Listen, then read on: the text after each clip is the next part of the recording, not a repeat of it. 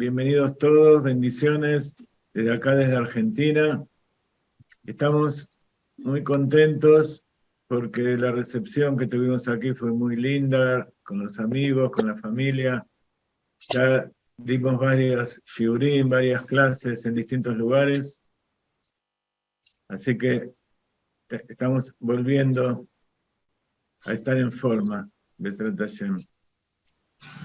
Hoy queríamos hablar acerca de la educación de los hijos, pero tenemos que recordar también que estamos en los 22 días de Ben Hametzarim, las 3 semanas de sufrimiento por la destrucción del templo sagrado. Y ¿se acuerdan de la historia que les conté del Baal Shem Tov? El Baal Shem Tov es muy cortita, pero es muy significativa para nuestra época. El Baal Shem Tov iba por el bosque con sus alumnos en busca de sus aventuras, de sus experiencias, de cómo rescatar chispas de divinidad allí donde se encuentren. Y entonces se encontró con un pastor que estaba tocando el jalil, tocaba la flauta, y se acercó, le dijo a sus alumnos que lo esperen, se acercó al pastor y le dijo: qué hermosa melodía, por favor, puedes tocarla de vuelta, te doy una moneda. Le dio una moneda, el pastor la tocó de vuelta, y el Baal Shem Tov le dio otra moneda, le dijo: por favor, tocala de vuelta. Y sonó de vuelta esa melodía celestial de la flauta del pastor, y nuevamente le dio una moneda, le dijo: por favor, tocala de nuevo. Y cuando el pastor quiso volver a tocarla, se la olvidó. No sabía cómo tocar la canción, desapareció de su persona, de su mente. El Baal Shem Tov quedó muy satisfecho, se fue, se reunió con sus Hasidim y empezaron a caminar hacia otro lado, y los Hasidim se reunieron y le dijeron: Shalom, Rabino Jaim, Shavua Tov, Slicha. Maestro, ¿qué es lo que sucede? Que 3 veces le echó la moneda y el hombre se olvidó.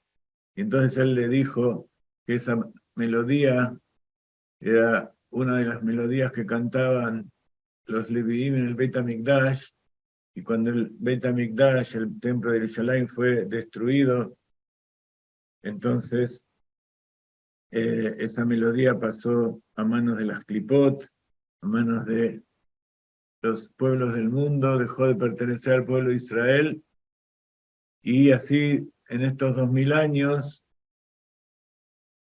fue de un lado a otro hasta que llegó, y con esas 3 monedas la compramos de vuelta, la rescatamos de las Klipot, y ahora pertenece de nuevo a su lugar.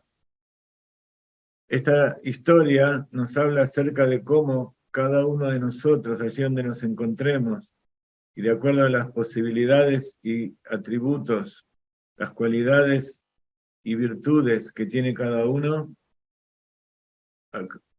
tenemos que rescatar cada uno una piedrita del Beit HaMikdash, y entre todos la vamos a construir de vuelta. Y así, hoy queremos comenzar con una frase de Pirkei Avot que tiene mucho que ver con la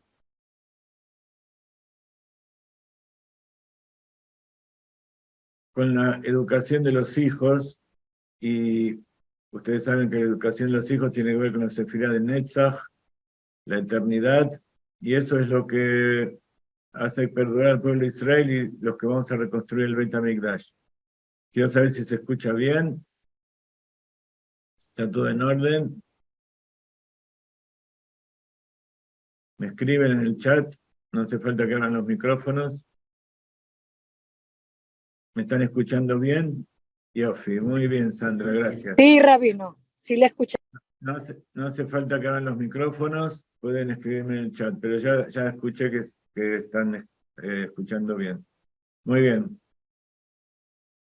Cada uno levante sus micrófonos, sus parlantes a la máxima potencia y entonces todos me van a escuchar bien. Antes de continuar, voy a ponerme un auricular a ver si esto permite que se escuche mejor. A ver ahora, ¿me están escuchando mejor?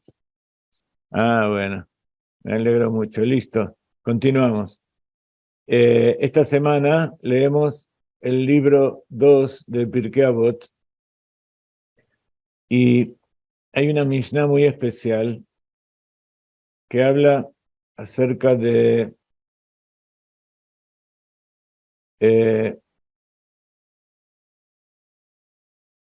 Rabbi Gamliel, el hijo de Rabbi Yehuda Anasi. Rabbi Gamliel fue uno de los sabios del Sanedrín, después que se destruyó el templo sagrado, unos 200 años después, y él solía decir, Uaya Omer, Ein Bur Irechet, Velo Ama Aretz Hasid, Velo Abaishan Lamed, Velo Apachdan Melamed, Velo Kol Amarve Veshorá Achkim, Ubemakom Shein Anashim, Ishtadel Liot Ish. Él solía decir, un bruto no es temeroso del pecado. En la lengua de los sabios, bur se dice bur, bruto se dice bur. De ahí debe venir la palabra burro, ¿no? Un bruto no puede ser temeroso del pecado, un ignorante, ni una persona ignorante es piadosa. Ein amaretz hasid. Un hasid tiene que ser una persona de conocimiento. Ni el tímido puede aprender, ni el impaciente enseñar, ni se hará sabio el que ocupa demasiado tiempo en los negocios. Y en un lugar donde no hay hombres, esfuérzate por ser un hombre. Af ura'a gulgolet achat shetzafa al pnei hamayim, amarla al leateft atfuch, besof mitpaich y tufun. Además, él vio una calavera flotando sobre la superficie del agua y le dijo, porque ahogaste a otros, te ahogarán a ti. Y al final los que te ahogaron, se ahogarán.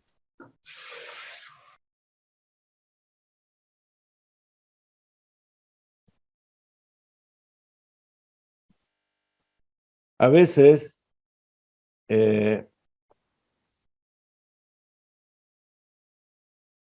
parece que los padres tienen un problema con la educación de sus hijos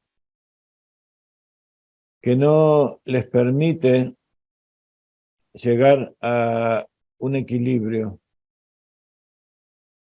El equilibrio de enseñarle a sus hijos aquello que necesitan, aquello que verdaderamente los va a llevar a desarrollar todas las cualidades de su alma. Y por otro lado, está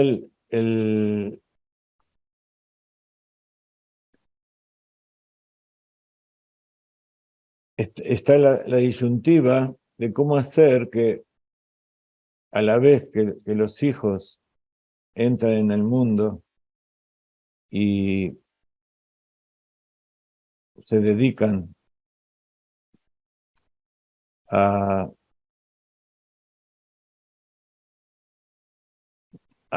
desarrollar sus virtudes y sus cualidades, por otro lado cuidar el tzniut y cuidar de no mancillar el pacto, de no tener relaciones prohibidas, relaciones en vano. Rabbi Ovadia de Bartenura explica esta Mishnah que acabamos de leer.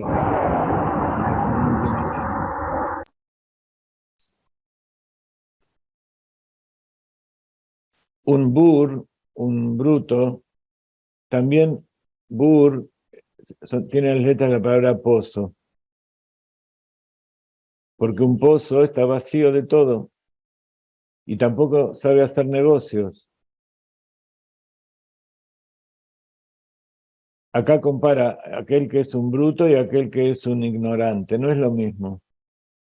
Un ignorante puede aprender. Un bur es aquel que no tiene capacidad de aprender y ni siquiera sabe hacer negocios. Por eso es peor que el Amaretz, aquel que es ignorante. Amaretz literalmente quiere decir un hombre de la tierra, pero en el sentido de que no tiene estudios, que es ignorante. Pero eso no quiere decir que sea un bur, no quiere decir que sea impedido para tener conocimientos. Y por cierto, las personas que trabajan en la tierra tienen muchos conocimientos personales de la vida y cómo enfrentarse a los dilemas que le plantea la naturaleza que Dios creó. Y a pesar de que el Ama Aretz, el ignorante, no puede ser Hasid, Hasid literalmente quiere decir una persona piadosa, sin embargo, teme al pecado, porque el Ama Aretz sí es un experto en negocios y sabe qué le conviene en un caso y otro. Entonces, a lo mejor se cuida no por temor al cielo, sino porque no tiene ningún beneficio de lo que va a hacer. En cambio, el bur no tiene ni siquiera idea para los negocios, no sabe qué es lo que es beneficioso y cae en todos los pozos también que le plantea la vida. Según Bartenura, esta persona es aquella que no sabe no entiende cómo funcionan las cosas en este mundo. Es como un campo vacío, sin arar. Por eso un campo en bruto se llama debur, un campo en bruto, así que no está preparado para la siembra. Y una persona tiene que ser un campo arado, tiene que estar cultivado. Arar también puede significar tener pensamientos profundos, hacer surcos, los surcos del cerebro, por ejemplo. El Ama Aretz en nuestra Mishnah, entonces es una persona buena, está inmerso en la sociedad, mantiene relaciones civilizadas con los demás, aunque no estudió Torah. Entonces también una Ama Aretz puede temer al pecado, porque temor significa sensibilidad. Ser sensible a no pecar a Dios. Y para ser sensible, para no pecar ante Dios, primero hay que ser sensible frente a otras personas.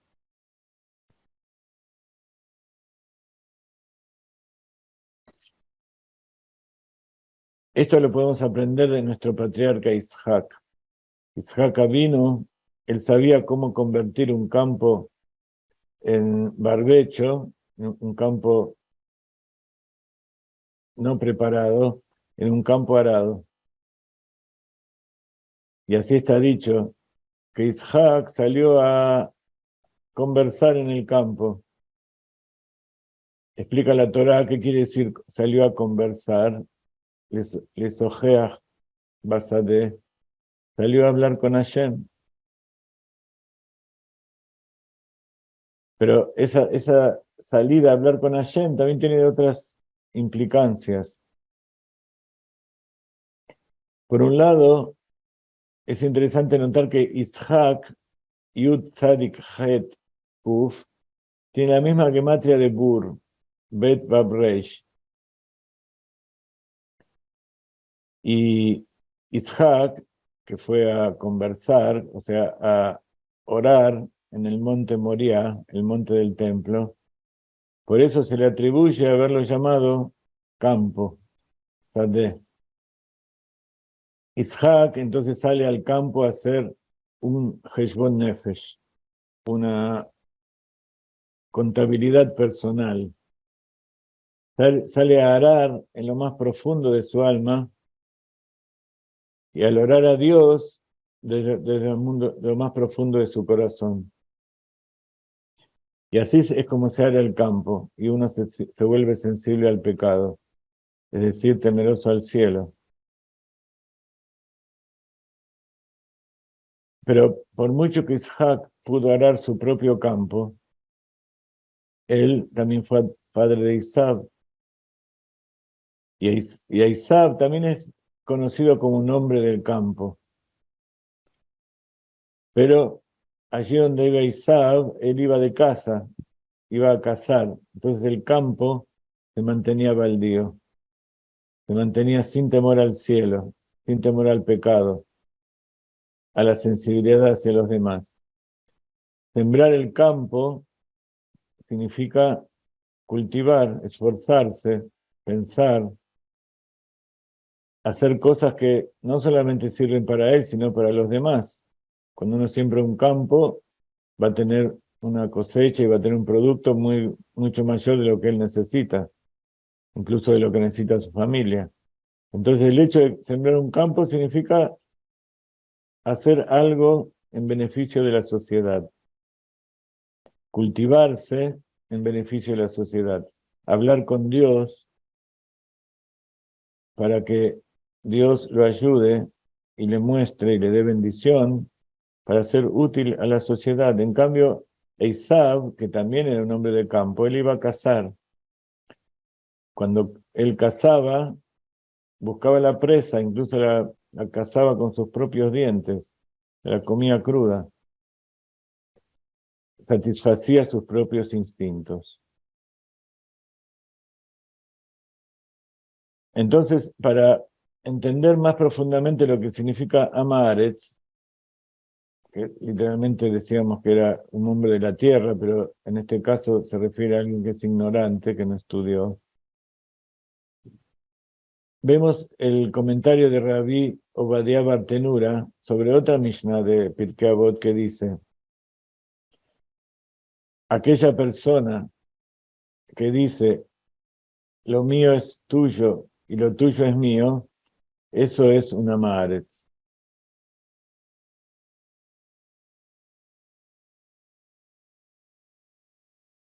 Entonces, cuando dice lo mío es tuyo y lo tuyo es mío, es bastante confuso. Es hacer una sociedad donde no existe un orden, nadie sabe qué es mío, qué es tuyo, todo está mezclado, no solamente a nivel de las cosas, sino también a nivel de pensamiento. Si yo te doy lo que es mío, vos me das lo que es tuyo, entonces Dios te dio algo para que vos hagas algo y lo dejas en manos de otra persona. Como decía Joan Manuel Serrat, que todos los hijos son hijos de todos. Está bien, uno es responsable por todos los hijos, pero primero hay que saber quiénes son tus hijos, quiénes son tus alumnos, quiénes son los que Dios puso a cargo tuyo, y dedicarte a ellos en especial. No ir recorriendo el mundo para buscar nuevos hijos y hacer contabilidad de hijos, y mucho menos de hacer hijos. Pero de todas maneras,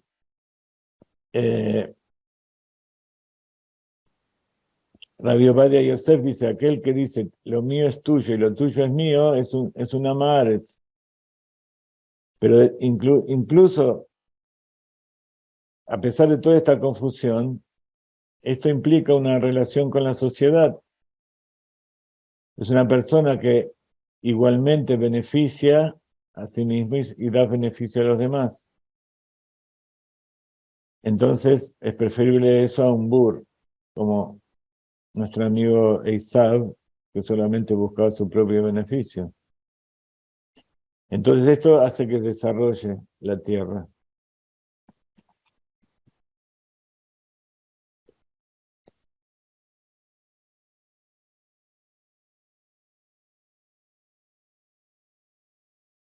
Pero hay otro versículo que dice: el que odia los dones recibirá la vida. Aquel que odia lo que es gratuito entonces va a recibir la vida.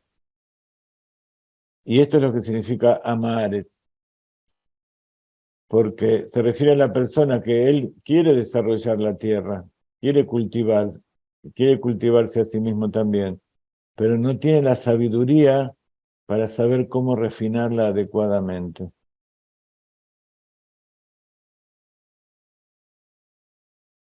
Entonces, aquel que cultiva verdaderamente es alguien que tiene sabiduría, conoce los tiempos, conoce lo que está cultivando, la tierra en que se encuentra, las estaciones del año, cómo influencia el sol, la luna, las lluvias.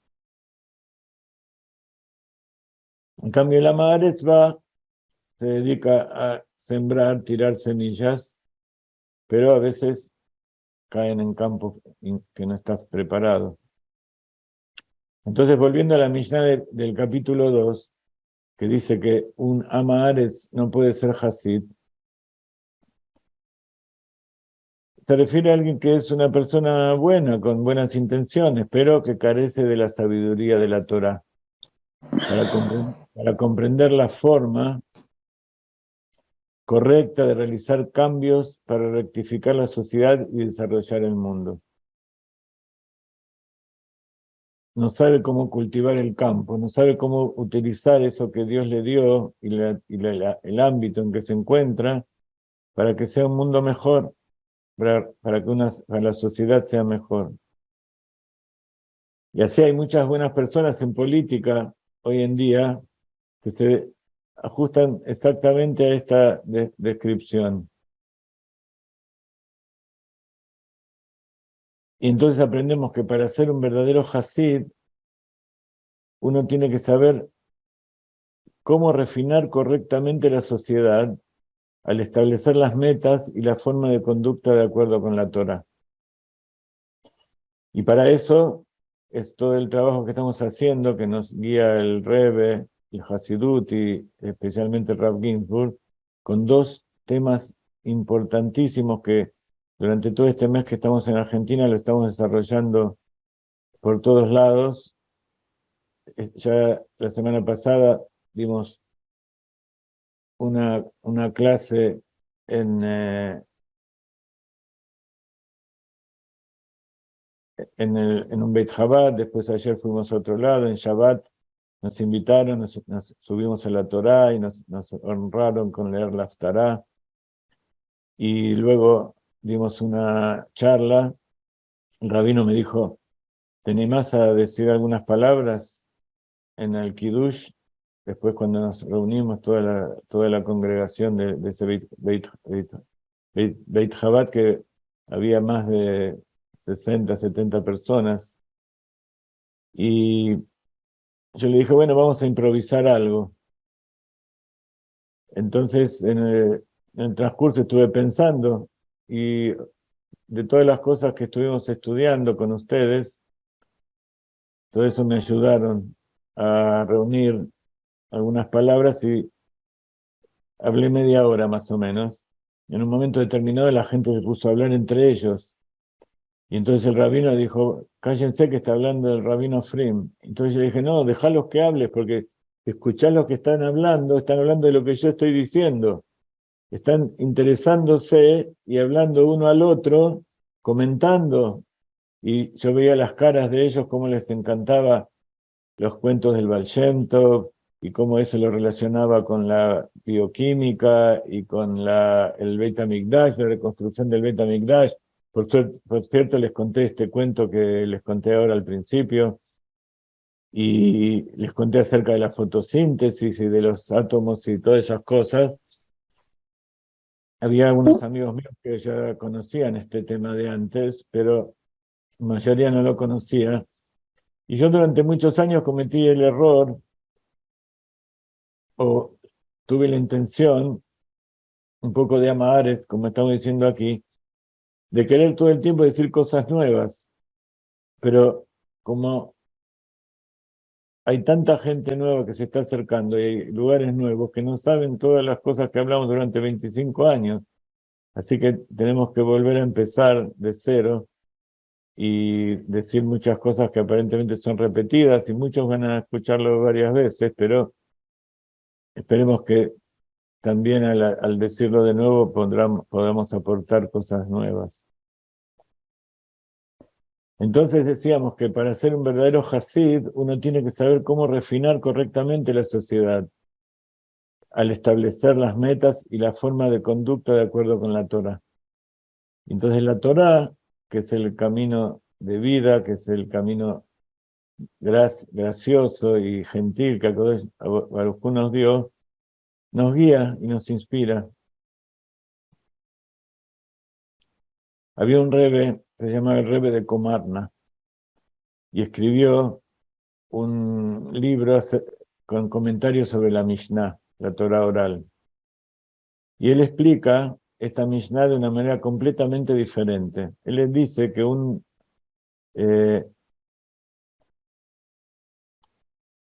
bur, un bruto, es una persona que estudia Torah, que reza y cumple todas las mitzvot meticulosamente, pero es como un pozo de agua estancada. Así como era ayer, así permanece hoy, sin renovación en su servicio a Dios. Se quedó, se acostumbró, no salió de su ámbito de confort. Y entonces pasa a ser un verdadero ignorante, no solamente una madre, sino una persona que no se puede desarrollar ni desarrollar a los demás. Y entonces una persona como esta no tiene el pecado, porque pecado significa carencia, una faltante. Y una persona que no tiene un sentido interior de perder esa oportunidad de renovarse, tampoco va a sentir las oportunidades perdidas en su servicio a Dios. Entonces uno todo el tiempo tiene que estar también recopilando sus recuerdos y sus conductas para volver a hacer cosas nuevas y para incluso dentro de aquellas cosas que, como decíamos recién, se pueden ser repetidas, decirlas de tal manera que parezcan nuevas, como las palabras de la Torá, que las leemos todos los días y cada día tiene un significado nuevo. Y así poder cambiar uno mismo, ir evolucionando y hacer evolucionar a los que nos escuchan.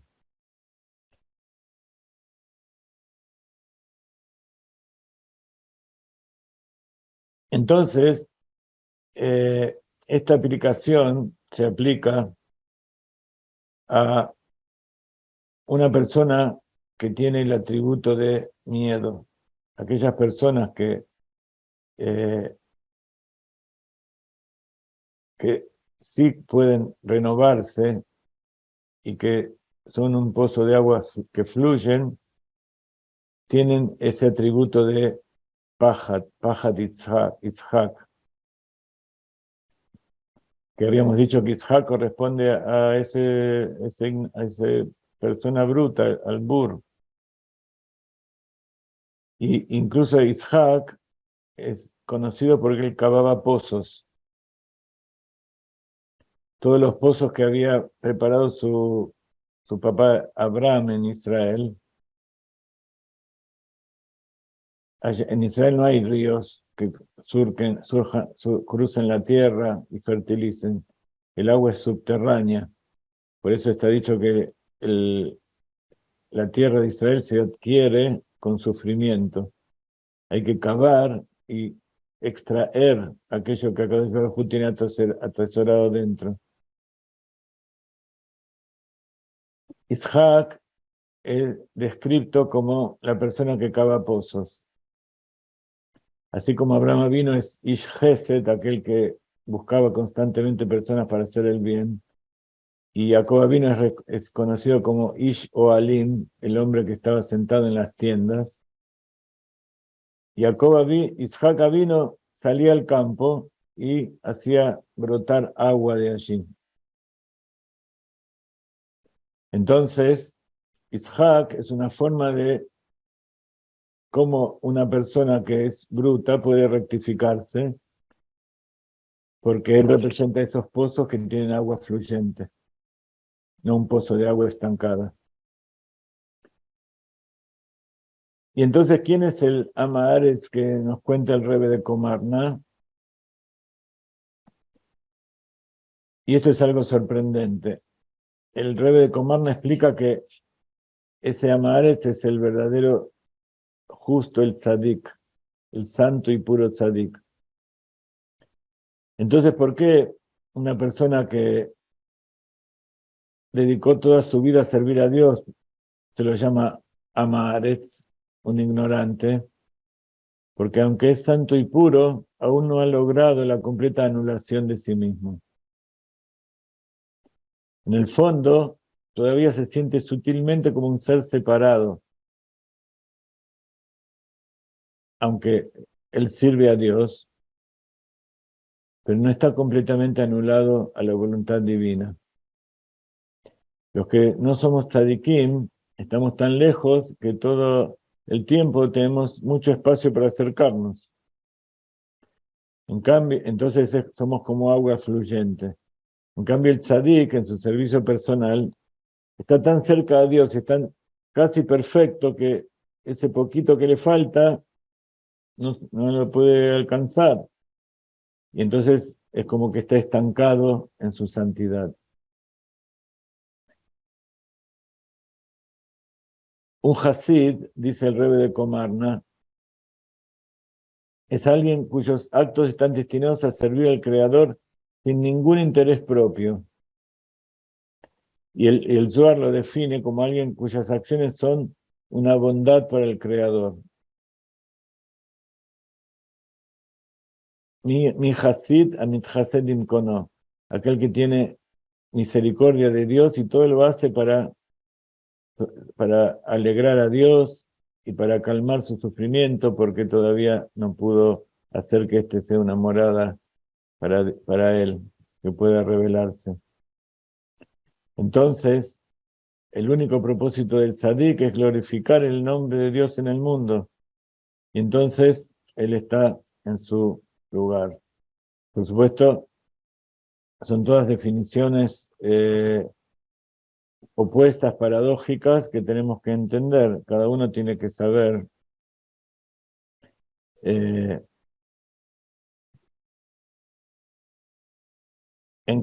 qué lugar se encuentra y para qué lado moverse. Como dijimos antes, Dios nos dio mucho trabajo para reconstruir el Beit HaMikdash. Y cada uno tiene que buscar, dentro de las cualidades que le dio, cuál es el objetivo en su vida. Con respecto a los padres, a veces parece que los padres, como dijimos antes, el principal dilema que tenemos que resolver es ese de cómo educar a los hijos. Por un lado, dejar que se desarrollen libremente y sean lo que sus cualidades naturales Dios le dio. Y por otro lado, tenemos que protegerlos y enseñarles para que cuiden su modestia y no mancillen el Brit Milá, tanto hombre como mujer. Porque, por un lado, una psiquis sana, una persona que desarrolló sus cualidades y se expresa en forma natural y no está reprimido, sabe cuáles son las cosas que tiene que hacer en el mundo, es una persona sana. Y esa persona entonces tiene las mejores posibilidades de poder ser fecundo en el servicio a Dios. Pero por otro lado, en este mundo en que vivimos, tenemos que cuidarnos de no caer en la trampa de la libertad que en realidad es libertinaje. Entonces, parece que cuando más somos estrictos, por un lado, se priva a la persona de desarrollar todo su potencial. Y si queremos que desarrollen todo su potencial y darles libertad, pueden irse para cualquier lado y desperdiciar toda esa vida que ellos tienen. Por un lado hay que valorar el equilibrio mental de los hijos, de aquellos que estamos educando.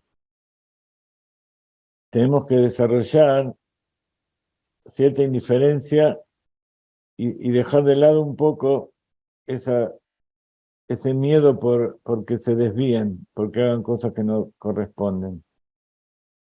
Y por otro lado, tenemos que mirar y ver que ese límite, esas libertades que les damos, no les jueguen en contra.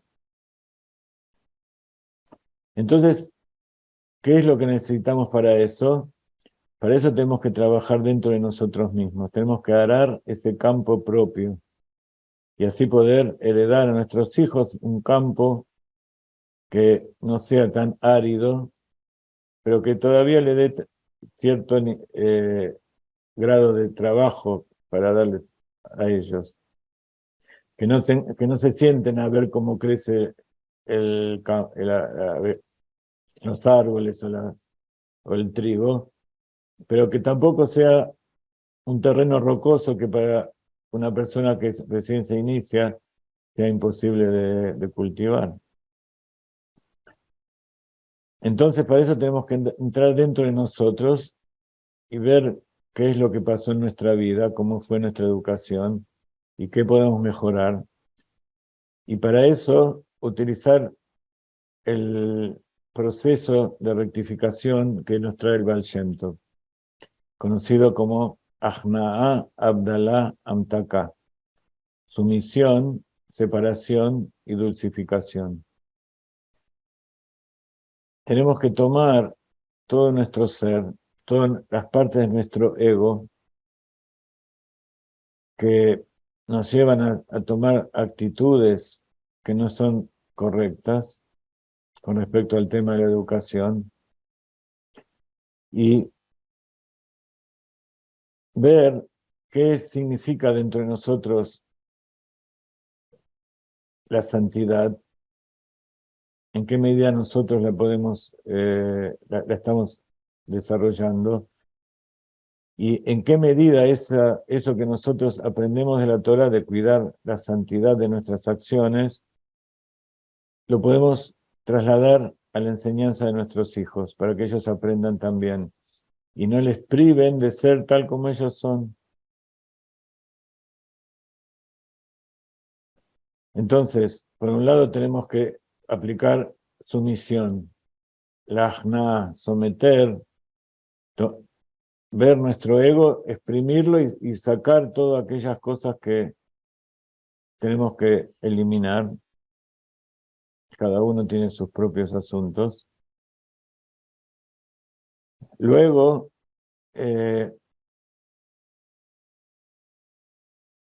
ver cómo las cosas que separamos en realidad tienen un objetivo y poder rescatar de ellos la enseñanza que nos queda de vida. Y por otro lado, todo este es el proceso de separación. ¿Y qué es lo que le podemos transmitir a nuestros hijos? Hay cosas que le podemos transmitir de nuestra personalidad y de nuestra experiencia, hay cosas que no. Y entonces viene la dulcificación. ¿Qué es dulcificar? Poder hablar con un amigo, con un consejero, para ver todas esas dificultades, de qué se trata. Cuando uno busca las dificultades que tiene adentro, esas cosas oscuras, es difícil tratarlas solo, es bueno hablar con un amigo sabio, con un consejero, y así poder endulzarlos, encontrar una forma de canalizarlo y de afrontarlo y corregirlo, que es en realidad dulcificarlo. Entonces, después de todo este proceso de someter al ego, separar las cosas que consideramos correctas y no para la educación de nuestros hijos, y dulcificarlo a través de expresarlo y poder analizarlo mejor, entonces ahí podemos obsequiarlo a nuestros hijos y alumnos.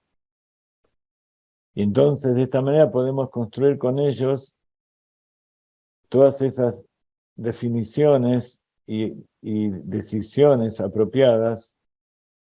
Por un lado, tener definido en la mente las cosas de la vida, cómo son las situaciones, para poder identificarlas en el mundo, tanto lo que somos nosotros como lo que es lo que nos rodea, y entonces poder ayudar a nuestros hijos a que elijan su futuro y dónde quieren ir.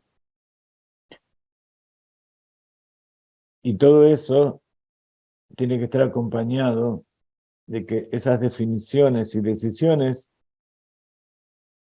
sigan los preceptos de la halajá, con respecto justamente a esto de cuidar tu relación, la relación sexual, tu sexo, ¿sí? Entonces podemos explicarles que las pasiones que encuentran dentro de ellos no son sus enemigos, no las tienen que reprimir, sino que son fuerzas de vida que están destinadas a dar a luz muchas bendiciones. Hay impulsos que cuando están canalizados correctamente, eso nos lleva a ser exitosos en los negocios, a ser influyentes en el lugar donde estudiamos, ayudar a nuestros compañeros de trabajo, hacer cosas buenas dentro de la sociedad, relacionarnos con nuestra pareja y con nuestros padres, con nuestros hijos y con la familia de una manera más sana y productiva. Entonces, en Hasidut aprendemos que los impulsos que Dios nos puso dentro nuestro es para que nos ayuden a servirlo a Él. Y cuando los ponemos a su servicio, esos impulsos nos llevan hasta el infinito. Pero si los dejamos dentro de nuestro ego, los dejamos dentro de nuestras pasiones personales e intereses, eso nos lleva hacia los pozos vacíos y profundos. Entonces, de esta manera podemos ser pozos de agua fluyente para fertilizar nuestro campo y los campos que hay alrededor. Y a la vez podemos eliminar de nuestras mentes esos conceptos erróneos que nos producen caídas, y esos conceptos erróneos que surgen de los éxitos que tenemos y de las caídas que tenemos. ¿Se entiende? Cuando uno tiene éxito, dicen los sabios que es más difícil la prueba de la riqueza que la prueba de la pobreza. Cuando uno tiene éxito en determinadas cosas, puede llegar a decir, esta es la fuerza de mi mano, y todo esto que pasó es porque yo lo hice. Pero tenés que acordarte que, y eso es lo principal que le tenemos que decir a nuestros hijos, que en ese momento de triunfo, todos tenemos pequeños momentos de triunfo, tenemos que saber que Hashem es el que me dio la fuerza para triunfar. Y es su mano la que hizo que se produzca ese éxito. Y cuando Dios no lo quiera, tenemos una caída, tenemos que saber que también Él nos puso en ese pozo para que nos elevemos de allí. ¿Cómo hace uno para elevarse solo de un pozo? Está dicho que uno no se puede elevar solo de un pozo. Hay dos formas de salir de un pozo. Uno, gritar y pedirle a alguien que nos venga a sacar. Y otro, hacer como así es Jacabino, cavar más profundo en ese pozo y hacer que salga agua. Y el agua nos va a subir y nos va a sacar a la superficie. Y no hay agua sino la Torah. Esa Torah que nosotros cavamos al profundizar en nuestro ser, en las cosas de la tierra, y esa agua que viene de lo alto, que es la Torá, que es la lluvia que también llena el pozo. Entonces por eso siempre tenemos que ir a donde vayamos con un libro de Torah debajo del brazo, en nuestro maletín, Teilim, Tania, Humash. Hoy en día es mucho más fácil. Tenemos el celular donde podemos entrar y sacar todo, pero a veces en Shabbat no se puede. Todavía necesitamos los libros impresos. Y entonces, Besrat Hashem, todos estos dilemas que nos plantea la vida, nos sirve para construir ese cerco, que nos sirve para tener una actitud mental correcta de todos los temas. Nos sirve para triunfar, como cuando uno está en el campo y reúne toda la cosecha, tiene que ponerla dentro de un granero para que el viento no se la lleve. Pero ese cerco no tiene que ser tan estricto ni tan cerrado como para que después no podamos sacar las cosas que hay adentro. Y esa es la mentalidad correcta frente a este tema de la educación de los hijos, de plantearle límites, pero siempre estar pensando que esos límites tienen que servir para que vivan mejor y que no los ahogue. Y como saben los generales, que cuando se vence al ejército contrario y se lo rodea, siempre hay que dejarle una puerta de escape, porque no hay nada peor que aquel que no tiene nada que perder. Aquel que está perdido, que no tiene ninguna salida, de repente explota y da lugar a la ruptura de los recipientes, ruptura del cerco, y entonces eso es peor. Siempre hay que dejar una válvula de escape y dejar que esos cercos sean para vivir y no para anular. Durante esta semana vamos a seguir hablando de esto. Los quiero invitar este martes a una charla que vamos a dar en el Beit Chabad bueno, en realidad esa charla va a ser por Zoom. Y el jueves vamos a dar una charla abierta para todos los que quieran venir en el Beit Chabad de Soho, Malavia 2180, Capital Federal, Cava, Argentina. También la vamos a transmitir por Zoom, pero me gustaría que vengan. Y hay un amigo muy, muy querido que vive acá en Buenos Aires, que todavía no lo visité, que es sordo y que nos sigue hace muchos años, y me dijo que va a venir a esa reunión con un grupo de sus amigos que tienen la misma virtud que Dios les dio de no escuchar, y va a venir con una intérprete para que les va a hablar con señas para que entiendan lo que estamos hablando. Y yo ya estoy, por un lado, disfrutando, y por otro lado estoy con ansiedad por lo que va a suceder, va a ser la primera vez. Así que Besrat Hashem, los espero para que sigan estando con nosotros. Hoy va a ser la única clase que vamos a dar.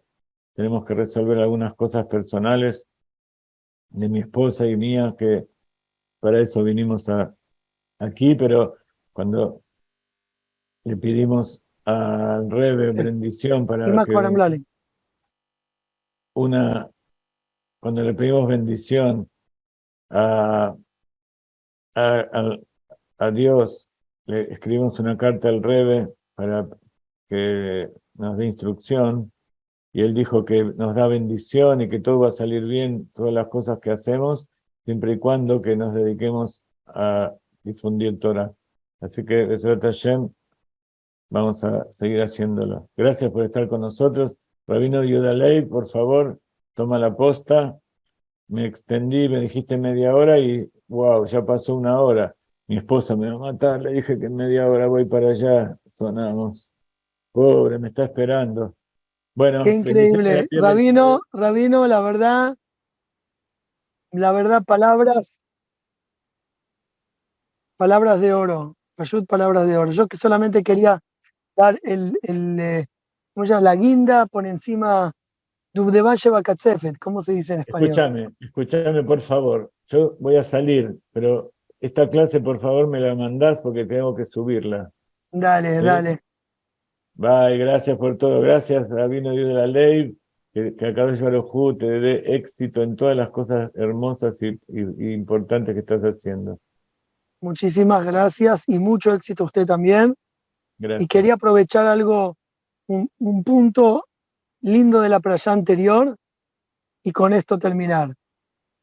Se dice que cuando una chica o una mujer tiene una promesa, el padre de la chica puede anular o el marido.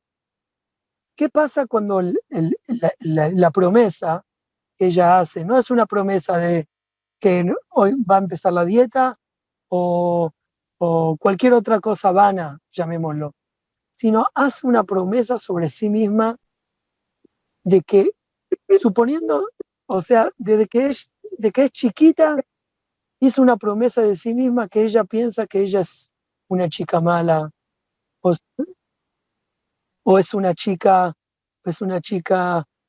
fea. O sea, hay promesas generales, hay una promesa interna. Ahora voy a tratar de responder la pregunta. Se dice, o sea, todos nosotros tenemos una promesa, todos nosotros tenemos una promesa que quisiéramos o no quisiéramos, prometimos sobre nosotros mismos, sobre nuestro comportamiento. Y eso influye en toda nuestra vida. El Rebbe dice que hay que revelar un amor a Barrabá. Hay que revelar un amor ilimitado. ¿Eso? ¿Oh? Dios. Y a la litra matok. En el momento que una persona revela un amor ilimitado, puede provocar que su hija, a pesar que tiene miedos, problemas, etcétera, etcétera, se vaya. Y también con la esposa. Esta semana me tocó hablar con una familia que también hubo problemas, etcétera, y el padre decidió que ahora más va a sonreír en casa, va a empezar a hablar, va a empezar a ver las cosas buenas que ellos hacen, etcétera, etcétera, y las cosas cambiaron, mamás cambiaron. Así que hay muchísimas cosas que pueden hablar, pero quería agradecer a todos los que entraron en la escuela de padres. Sobre la pregunta que hacen si no tiene hija o no tiene esposa, el punto que quise llegar es revelar el amor por otra persona, inclusive cuando no existe. Hacer como si fuera también influye, también hace. Porque al fin y al cabo, mitoch shelo lishma balishma. A pesar de que no es verdadero, puede llegar a ser verdadero. Se comienza con algo quizás no verdadero, pero si una persona revela y piensa, muchas familias se hablaron cosas tan no deseadas y tan cosas feas, y mucha gente se dice a sí misma, ¿y ahora cómo puedo arreglarlo? Se puede arreglar, se puede arreglar. Nunca es tarde, todo el tiempo que la vela arda. Todo el tiempo que la vela arda no es tarde. Es tratar de revelar ese punto de ese amor. Y en cualquier persona se puede revelar.